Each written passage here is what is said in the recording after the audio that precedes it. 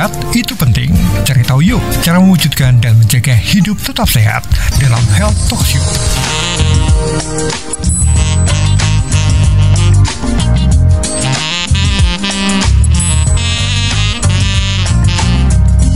Dari Jalan M Sanggaji nomor 41 Yogyakarta 101,3 Star FM Inspiring Sound. Selamat siang Star Lovers, masih bersama Widya Pradipta di sini di Health Talk bersama dengan PT Taiso Pharmaceutical Indonesia.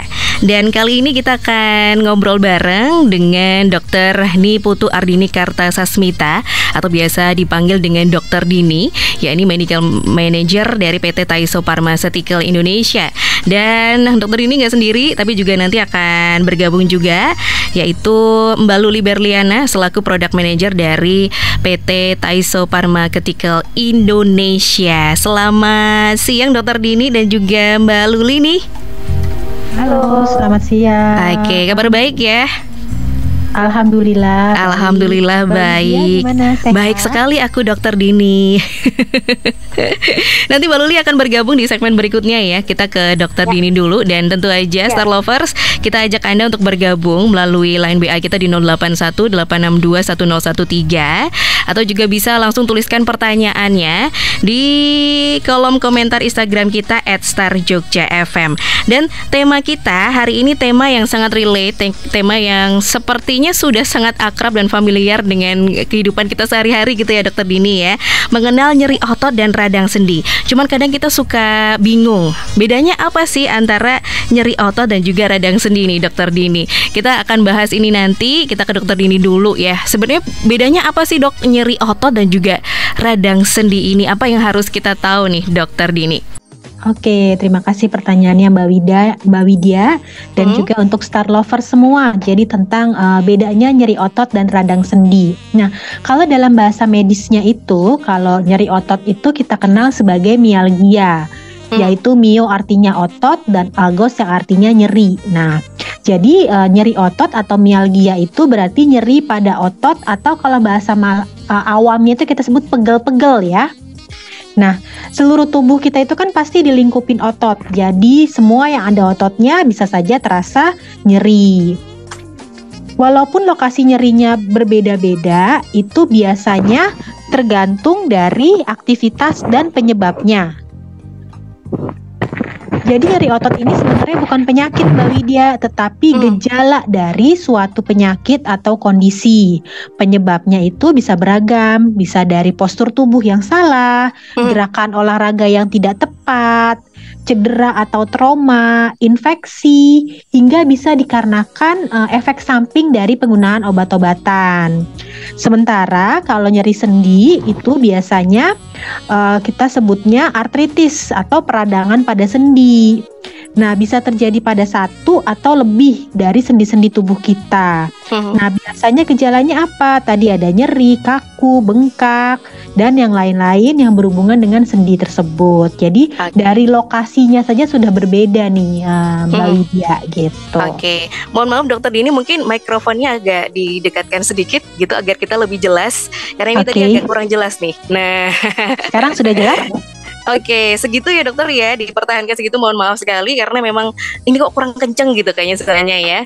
Ya, Star Lovers, kita kali ini berbincang bersama dengan Dokter Dini ini melalui line Zoom gitu ya. Jadi untuk Anda yang sekali lagi pengen ikutan bareng obrolan kita terkait dengan nyeri otot dan juga radang sendi ini bisa gabung di 0818621013 atau juga bisa tuliskan di kolom komentar kita @starjogjafm. Itu tadi sudah disebutkan bahwa perbedaan lokasinya aja sudah bisa mengetahui perbedaannya gitu ya Dokter Dini ya. Kemudian kalau gejala-gejala ini dokter, gejala umum yang sering kita jumpai atau yang dikeluhkan pasien antara radang sendi itu seperti apa sih dokter?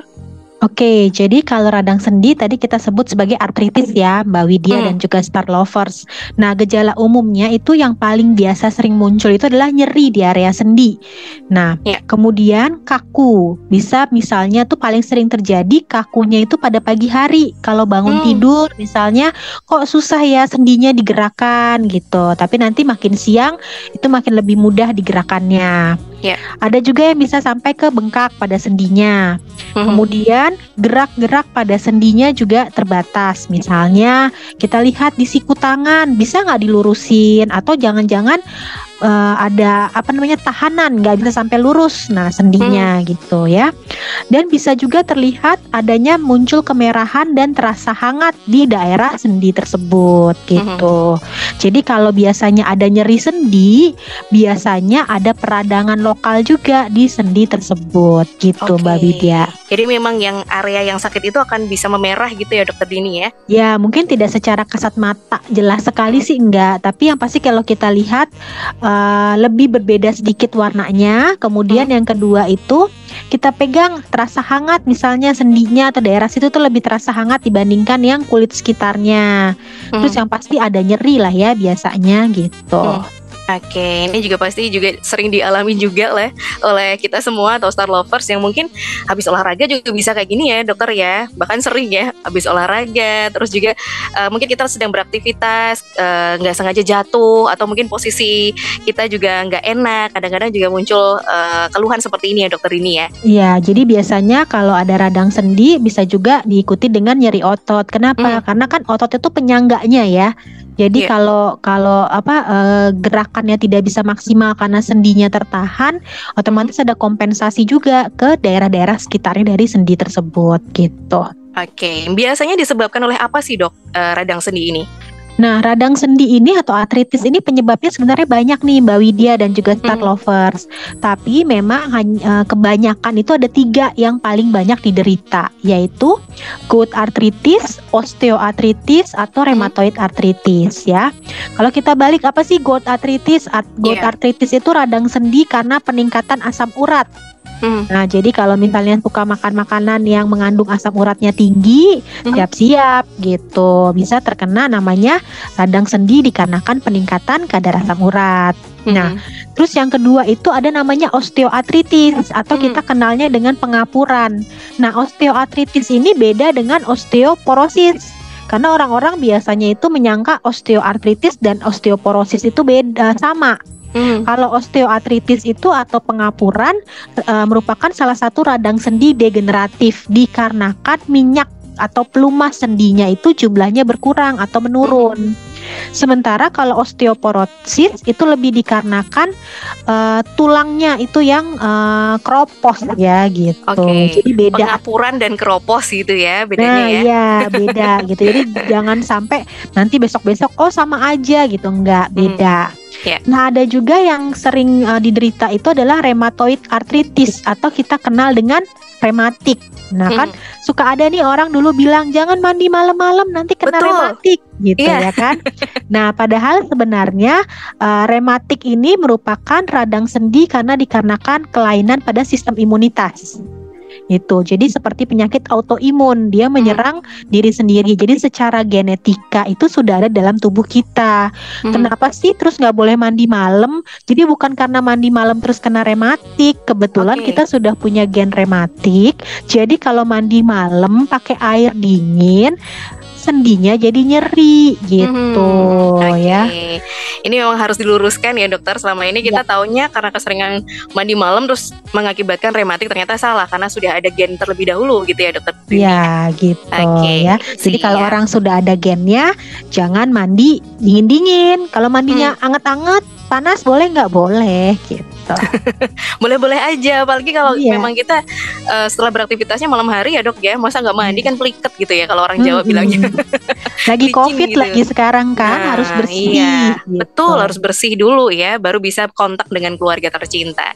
Itu tadi ya, ada 3 hal yang sering sekali dialami ya untuk radang sendi tadi nih Star Lovers. Jadi mungkin ada salah satu orang yang juga mengalami hal serupa keluhannya. Nah, bisa jadi nih. Terus ini yang jadi pertanyaan selanjutnya adalah apakah radang sendi itu membahayakan dokter? Karena itu tadi ngelihat, waduh, aku ada pengapuran nih, aku rematik nih, ini bahaya nggak sih sebenarnya? Jadi memang bahaya atau tidak kita kembalikan lagi kepada perjalanan penyakit dari masing-masing artritis. Karena kan radang sendi itu ada yang bersifat ringan sampai berat. Ya mungkin kalau ringan masih bisa kita tangani sendiri gitu kan, tidak mengganggu kehidupan sehari-hari. Tapi kalau sifatnya berat, yaitu otomatis akan mengganggu kehidupan kita sehari-hari sehingga sulit untuk melakukan kegiatan gitu. Jadi memang kalau ditanya apakah ini berbahaya atau tidak, tergantung kepada diri kita sendiri bagaimana mengkontrol penyakit itu sendiri gitu, Mbak Widya. Oke, jadi memang ada gejala-gejala yang bisa kita kendalikan gitu ya, penyebabnya gitu ya dokter ya. Mungkin bisa jadi kalau misalnya rematik tadi, mungkin gaya hidup kah juga bisa salah satu faktor yang mencetuskan akhirnya kita kena rematik dan kena asam urat tentu aja gitu ya dokter. Nah iya kan, kalau misalnya tadi kita lihat asam urat, otomatis kan pola makannya harus dijaga gitu kan. Terus kemudian kalau osteoartritis, radang sendi karena tadi pengapuran. Nah itu kalau sudah mulai pengapuran berarti ada kegiatan-kegiatan yang jangan makin memberatkan sendinya. Kalau rheumatoid arthritis, nah kalau rheumatoid ini agak sedikit sulit ya, karena dia kan penyakit autoimun. Otomatis kita harus berobat yang benar kepada dokter yang menanganinya, yaitu dokter rheumatologi, supaya dia tidak jadi ke dalam keadaan yang lebih berat dari sekarang gitu. Untuk tahu misalnya aku kena rematik karena sudah ada gennya, ini harus melalui cek kesehatan terlebih dahulu atau gimana nih dokter? Ya, jadi kalau untuk semua penyakit radang sendi, untuk kita tahu sebab pastinya apa, pasti perlu pemeriksaan penunjang ya Mbak Widya ataupun Star Lovers. Kan kita nggak bisa pakai ilmu cenayang gitu ya. Tiba-tiba saya lihat dari jauh ini sepertinya terkena apa gitu, enggak. Jadi memang untuk menegakkan diagnosis pasti kita perlu pemeriksaan penunjang. Misalnya apa? Misalnya ronsen, USG, CT scan ataupun MRI, atau juga seperti kayak tadi gout arthritis. Gimana kita tahu itu radang sendi karena asam urat? Kita tahu dari kadar asam urat darahnya mungkin tinggi gitu cek darah dulu gitu ya. Cek darah. Rheumatoid arthritis, kita periksa rheumatoid factornya di dalam darah itu apakah positif atau tidak gitu. Jadi memang untuk menegakkan diagnosis pasti kita butuh pemeriksaan penunjang seperti itu. Gitu. Ya, oke. Yes. Dari 3 radang sendi tadi nih yang paling banyak dialami oleh kita ya, dokter Dini, apakah gejalanya juga hampir sama nggak sih dokter? Misalnya juga secara umum nyeri sendi gitu bisa dirasakan, tapi hanya berbeda lokasinya saja, atau memang ada secara spesifik yang akhirnya ini gejala kamu gejala lebih ke pengapuran misalnya, atau ini gejala lebih ke gout arthritis tadi gitu dokter?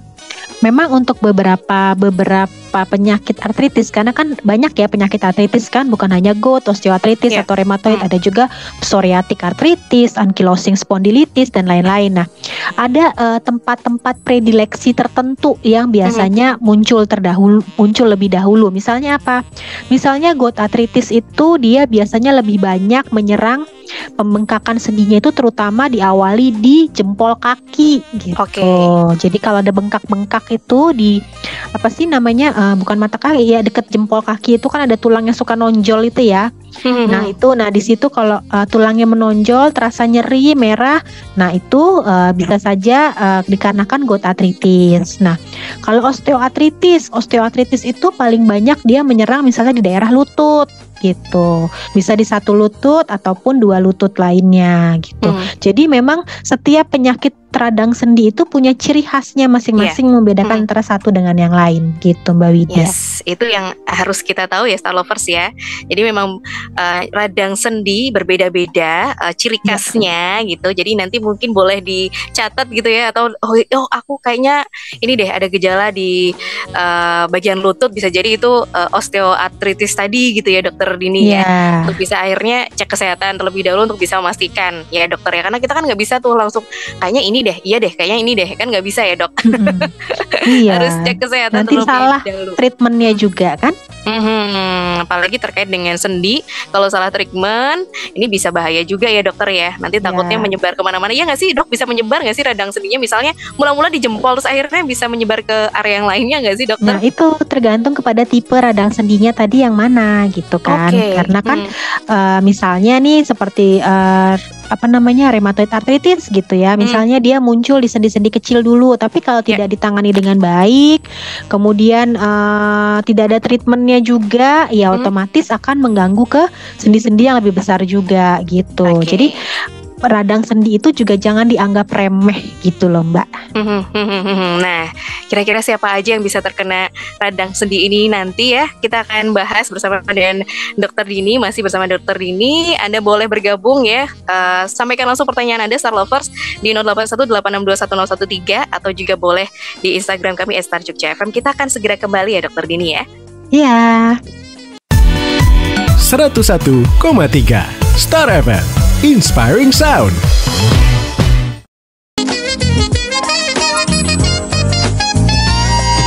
Star Lover masih di Health Talk bersama dengan PT Taiso Pharmaceutical Indonesia ya, dan masih bersama dengan Dr. Dini di line Zoom kali ini ya dokter.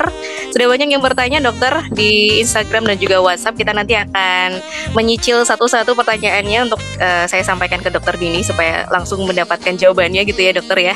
Oke, siap Mbak Widya. Siap. Nah, radang sendi ini apakah semua orang atau semua kalangan usia ini bisa mengalami, bahkan anak-anak tuh bisa terkena radang sendi nggak sih dokter? Oke, jadi kan kita biasanya tuh radang sendi hanya pada orang yang tua-tua gitu ya. Sebenarnya radang sendi pada anak itu juga ada, tapi memang penyebabnya itu lebih dikarenakan sakit autoimun ya, di mana imunitas tubuhnya menyerang dirinya sendiri gitu. Nah, kalau misalnya untuk dewasa ya lebih banyak pilihannya untuk terkena radang sendi itu gitu. Oke, jadi memang anak-anak pun sebenarnya bisa, tapi karena autoimun tadi ya dokter ya? Iya. Lebih banyak ke autoimun. Oke. Ketika sudah mengalami radang sendi, kemudian apa yang harus kita lakukan? Paling nggak kita tahu pertolongan pertamanya nih dokter Dini. Oke, jadi untuk radang sendi itu sendiri kan tadi. Mohon maaf dokter, saya jeda ya? mikrofonnya. Oke. Jadi untuk radang sendi sendiri itu kan memang pengobatannya tuh sebenarnya banyak sesuai dengan penyebabnya itu apa ya Mbak Widya dan juga Star Lovers ya. Nah, setiap jenis pengobatan yang akan diberikan untuk radang sendi itu akan disesuaikan dengan gejala, jenis peradangan, dan juga kondisi kesehatan umum serta keparahan penyakit dari yang terkena radang sendi tersebut. Nah, yang penting itu tujuannya harus tercapai. Tujuannya apa sih? Tujuan pengobatannya itu untuk meringankan timbulnya rasa nyeri dan sakit dan juga peradangan pada sendi, juga membantu memastikan supaya fungsi sendinya bisa membaik dan tidak bertambah parah gitu. Nah, kemudian biasanya obat-obatan apa saja yang kita berikan untuk itu? Biasanya pada tahap awal-awal kita berikan obat pengurang rasa sakit atau pereda nyeri. Bisa yang oral, yang diminum, ataupun yang dioleskan. Nah, terus kemudian bersamaan dengan itu kita berikan juga obat anti peradangan yang dikenal dengan antiinflamasi non-steroid. Kalau misalnya nanti dokternya menilai itu diperlukan terapi tambahan lainnya, kita bisa ke fisioterapi, misalnya penggunaan alat-alat seperti penyangga, terus dipijet, aduh enak banget ya dipijet. Kemudian menggunakan alat TENS atau bila diperlukan kita bisa akupunktur. Tuh, kalau untuk penyakit-penyakit jangka panjangnya biasanya seperti rheumatoid itu kan, karena dia merupakan penyakit radang sendi karena autoimun, itu akan diperlukan pengobatan-pengobatan spesifik, misalnya menggunakan steroid dan juga anti rheumatoid arthritis gitu Mbak Widya. Oke, nah ini yang biasa terjadi nih ya, kalau kita pegel dikit atau nyeri dikit di bagian sendi, kita langsung larinya ke pijet nih dokter. Gimana nih dok? Jadi memang kita itu suka dipijet ya, enak soalnya. Betul. Nah, boleh saja sebenarnya melakukan pemijatan asal ada asalnya nih gitu. Asal pemijatannya itu dilakukan dengan benar dan juga kondisinya itu tidak berat gitu. Misalnya apa? Misalnya sendinya tuh lagi bengkak. Kita bisa lihat tuh sendinya bengkak terus merah gitu ya. Terus tiba-tiba dipijet.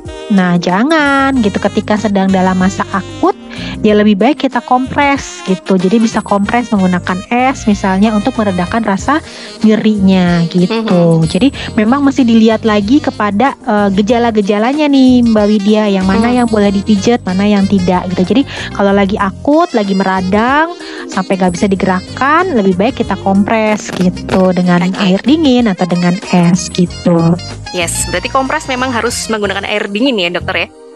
Ya, karena kan dia membantu untuk mengurangi nyeri sebenarnya.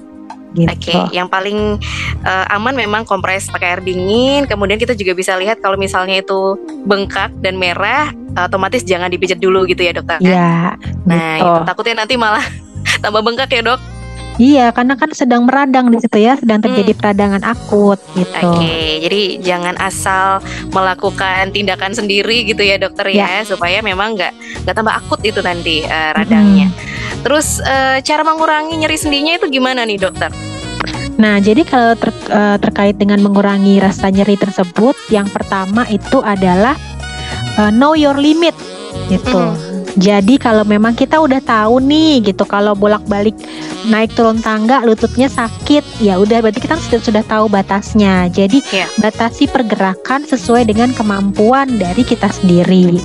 Nah, kalau sendinya lagi sakit, lagi nyeri, lagi radang, ya perlu diistirahatkan. Jangan dipaksa untuk bergerak, apalagi kalau geraknya berlebihan. Kalau memang sudah tidak bisa ditahan gitu ya nyerinya, kita bisa berikan obat-obatan untuk pereda rasa nyeri gitu. Biasanya obat-obatan pereda rasa nyeri itu sudah ada yang bergabung dengan obat anti radang, atau bisa diminum atau dioleskan secara terpisah gitu. Oke, obat-obatnya seperti apa nih dok? Contoh unsur atau zat-zat yang terkandung dalam obat itu supaya bisa mengurangi sendi. Nah, kalau misalnya obat-obatannya obat-obatan minum, itu biasanya kita bisa minum obat-obatan pengurang rasa sakit. Misalnya dari golongan ibuprofen gitu ya. Ibuprofen ya. Itu dengan dosis 10 sampai 15 mg per kilogram berat badan. Atau kalau kita tuh kan kalau nggak diolesin langsung di sendinya tuh kayaknya nggak afdol gitu ya. Betul. Nah, kalau diolesin di sendinya itu kita bisa pilih. Ada yang sifatnya sebagai topical counter iritan. Nah, topical counter iritan itu fungsinya untuk mengalihkan rasa nyeri gitu. Jadi dia memberikan rasa panas supaya rasa nyerinya itu beralih gitu. Dia mengelabui sistem saraf gitu. Contohnya apa saja sih yang counter iritan ini?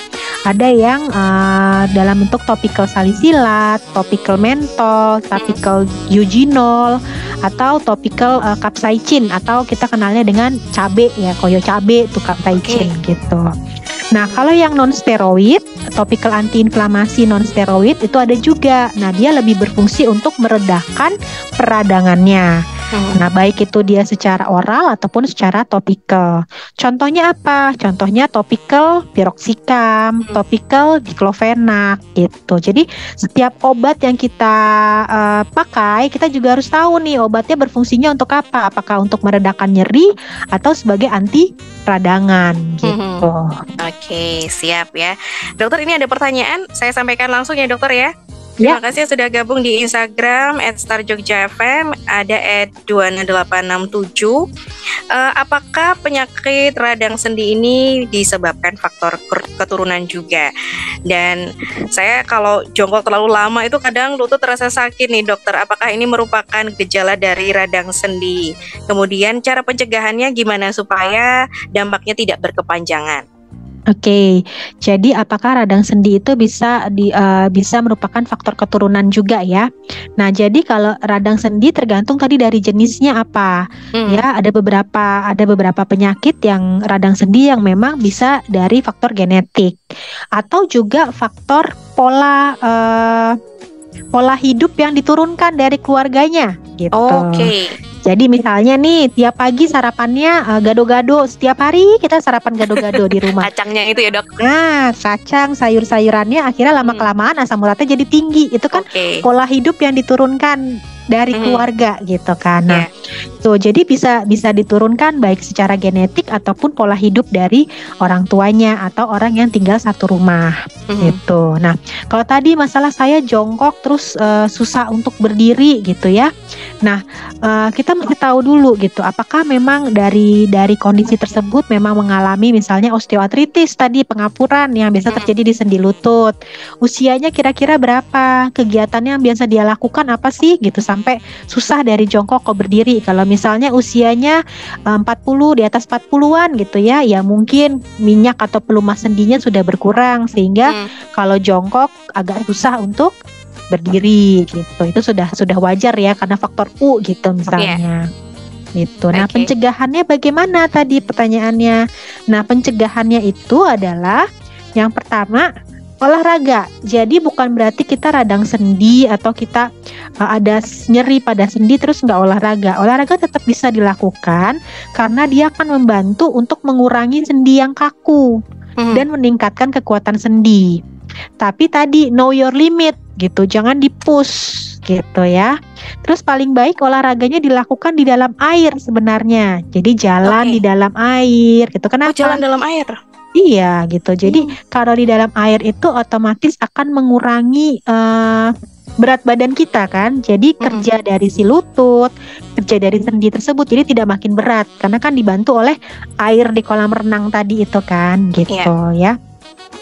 Kemudian kalau misalnya sudah rentang of motion atau rentang gerakannya itu sudah mulai susah dari sendi tersebut, otomatis kita memerlukan bantuan baik dari obat-obatan ataupun dari fisioterapi supaya fungsi sendinya bisa normal kembali. Jadi kalau misalnya dokter yang meminta untuk fisioterapi itu kita harus tuntaskan lah supaya terjadi perbaikan dari fungsi sendi tersebut.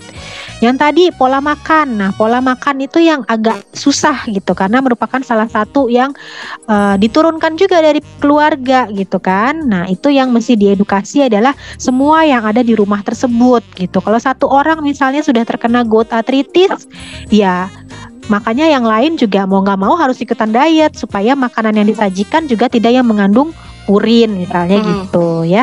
Jadi pola makan, pola hidup sehat itu bisa mencegah terjadinya radang sendi lebih jauh pada anak-anak muda nantinya kalau sudah tua.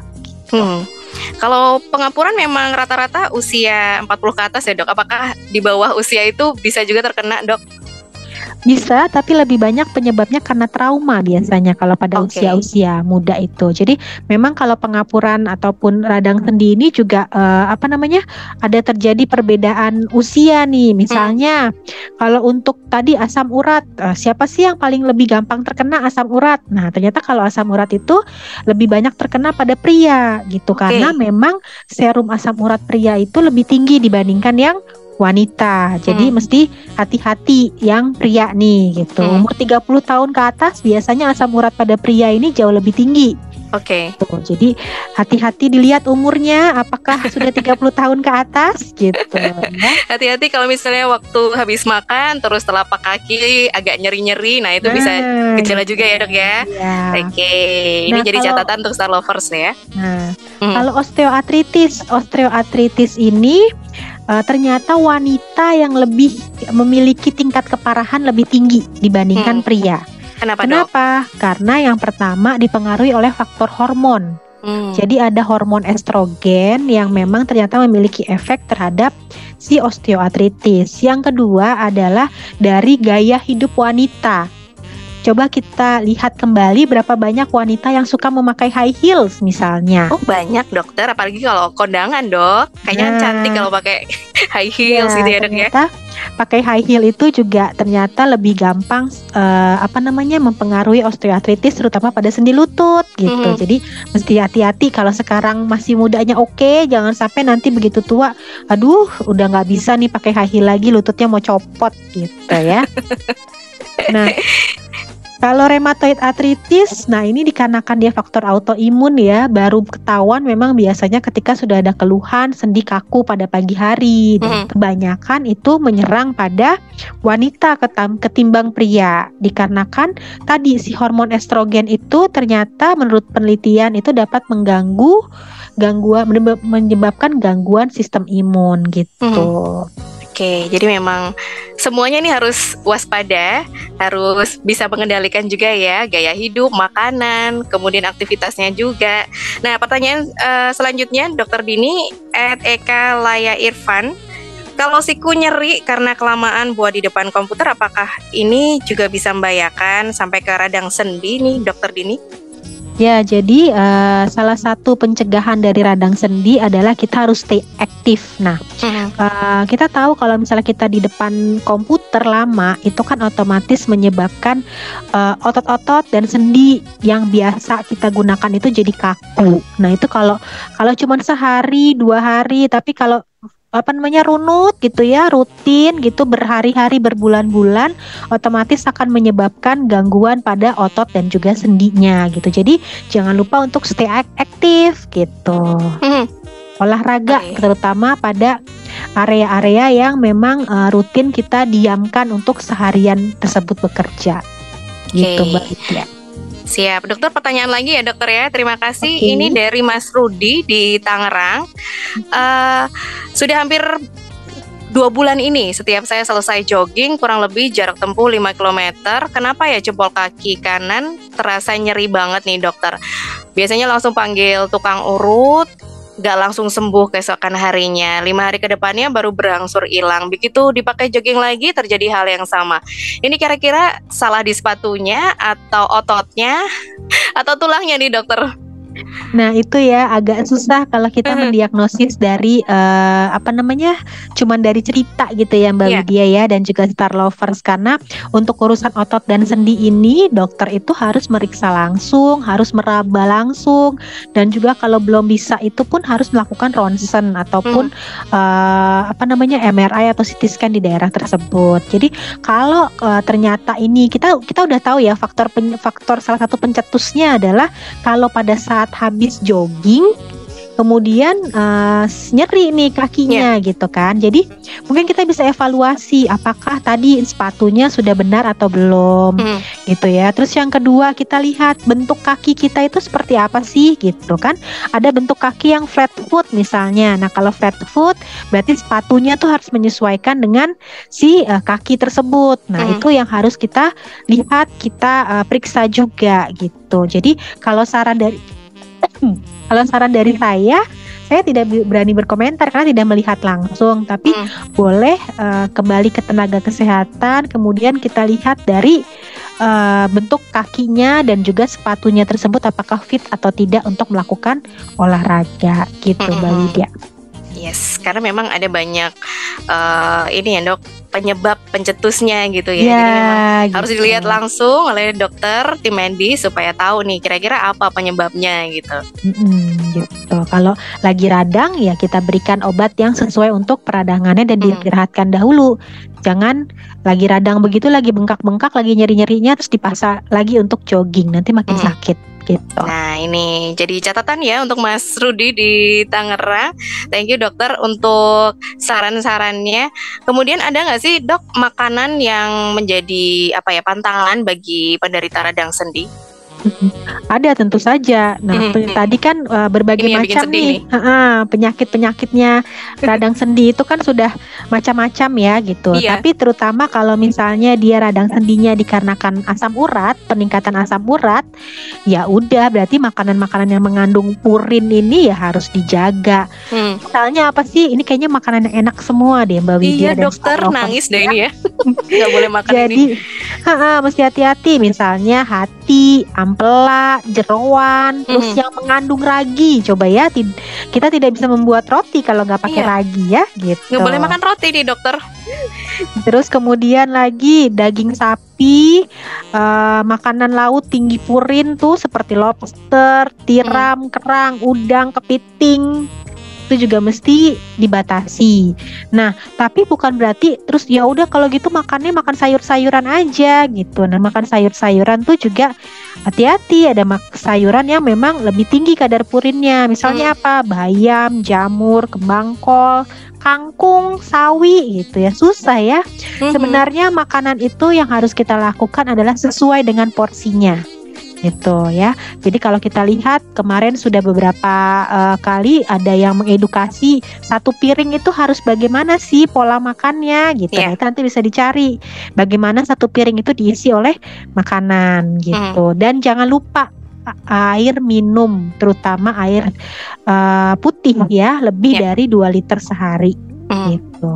Oke, ini ya makanan-makanan enak yang ternyata memang harus disesuaikan juga porsinya ya, supaya kita juga terhindar dari tadi radang sendi gitu ya dokter Dini ya. Thank you dokter Dini. Terima kasih. Kita habis ini nanti akan ngobrol bersama dengan Mbak Luli Berliana selaku Product Manager dari PT Taiso Pharmaceutical Indonesia ya dokter Dini ya. Saya selalu untuk dokter Dini. Thank you Mbak Widya, Oke. thank you juga Star Lover. Ya. Sama-sama, mudah-mudahan sehat semua ya. Amin. Kita ke jeda iklan terlebih dahulu ya Star Lovers ya. 101,3 Star FM Inspiring Sound.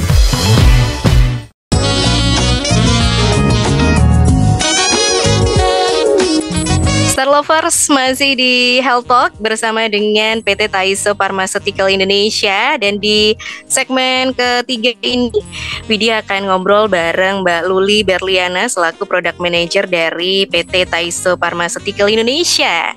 Selamat siang Mbak Luli. Halo, selamat siang Star Lover, Mbak Widya.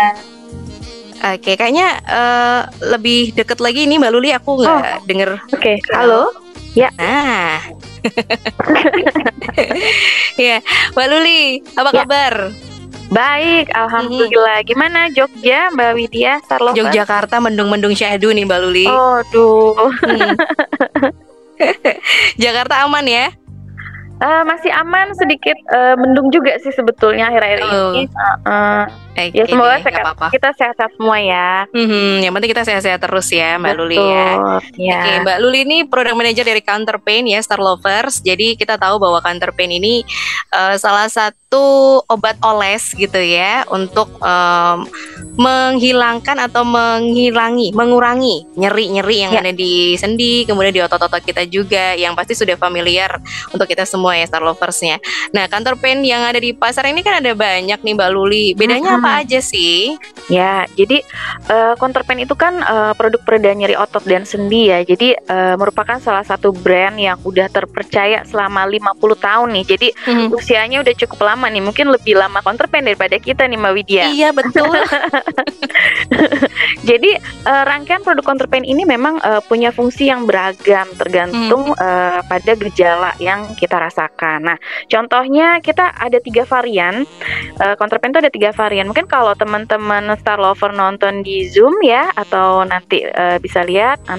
Nah, ini ada yang Counter Pain Cream atau kalau misalnya yang paling sering mungkin kita udah temuin ya. Itu yang familiar sekali ya. Iya, familiar banget. Mbak Widya juga mungkin udah sering pakai nih gitu Saya ya. sering pakai itu. Nah, jadi ini Counter Pain Cream biasanya yang ada garis warna merah marun ya. Ini adalah untuk meredakan nyeri otot sehari-hari. Jadi dia meresap tahan lama. Jadi kalau misalnya kita kerja terlalu lama, kita back pain, nyeri punggung bawah gitu kan. Kadang ada yang aduh saya salah tidur nih, bantalnya salah gitu. Nah, ini bisa pakai yang Counter Pain Cream ya. Kemudian ada yang Counter Pain Cool. Nah, ini Counter Pain biru yang ada garis warna birunya. Nah, ini isinya gel juga warna biru. Nah, ini memberikan sensasi sejuk, cocok untuk memberikan sensasi pendinginan saat olahraga gitu. Jadi kalau pada saat warming up olahraga, nah cocoknya pakai yang ini. Kemudian, nah ini yang sangat relate sekali dengan tema kita hari ini ya. Yaitu Counter Pain PXM, atau di sini ada Counter Pain kuning karena di dalamnya tuh gel warna kuning Mbak Widya, Star Lover. Nah, ini dusnya tuh seperti ini. Jadi silver ya, metallic silver gitu. Nah, ini gel yang efektif untuk redakan peradangan gitu. Jadi kita bisa baca aturan pakainya di masing-masing kemasannya Counter Pain seperti itu. Oke, jadi ada 3 itu ya, yang ada warna merah, kemudian biru, kemudian ini yang paling efektif meredakan peradangan itu yang kuning, gitu betul ya. Nah, dari semua produk itu tadi yang cocok untuk peradangan tadi disebutkan oleh Mbak Luli itu yang kuning atau yang apa namanya Mbak, PXM gitu ya? PXM, betul PXM. Gimana sih itu Mbak? Mungkin bisa dijelaskan gitu ya? Ya, jadi tadi sempat Dokter Dini juga sampaikan ya, banyak orang sering dengar mengenai peradangan, mengenai pembengkakan, terus mengenai nyeri. Makanya tema ini apa sih bedanya nyeri dan radang sendi gitu ya. Nah, nyeri itu adalah sebetulnya salah satu tanda dari peradangan.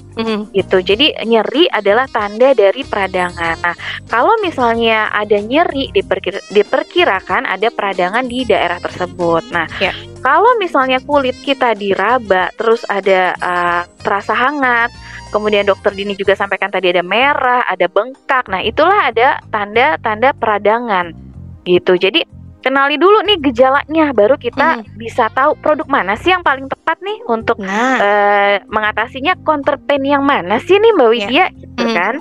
Nah, kalau misalnya sudah mengalami peradangan dan mengalami gejala-gejala tadi di atas ya, yang tadi merah, bengkak gitu ya, tanda-tanda peradangan, langsung pakai yang counterpain PXM gitu. Jadi ini adalah produk yang tepat untuk mengatasi gejala yang tepat juga gitu. Kalau misalnya kita mengalami peradangan dan nyeri sendi, itu kayak osteoartritis gitu ya, tadi yang radang di paling sering mungkin di daerah lutut ya, karena kita sering jalan, kemudian beban berat badan kita gitu ya, kemudian ada gangguan muskuloskeletal gitu pada area tulang, otot gitu, sampai dengan sakit pada punggung ruas bawah yang tadi saya sampaikan, back pain gitu ya. Nah, pakai si counterpain PXM ini atau counterpain yang kuning itu untuk meredakan peradangan. Oke, keunggulannya apa nih Mbak counterpain PXM dibandingkan counterpain yang warna yang merah tadi sama yang cool atau yang biru tadi? Nah, pertanyaan yang bagus nih Mbak Widya. Jadi counterpain PXM ini merupakan counterpain yang punya dual action gitu, karena punya formula yang lengkap ya. Jadi yang pertama itu tadi Dokter Dini sampaikan juga ada beberapa kandungan zat aktif non steroid anti inflamasi atau anti peradangan gitu ya, untuk mengobati radang sendi. Salah satunya yaitu piroxicam. Nah, ini sebenarnya PXM itu biar kita masih ingat nih, PXM, oh piroxicam.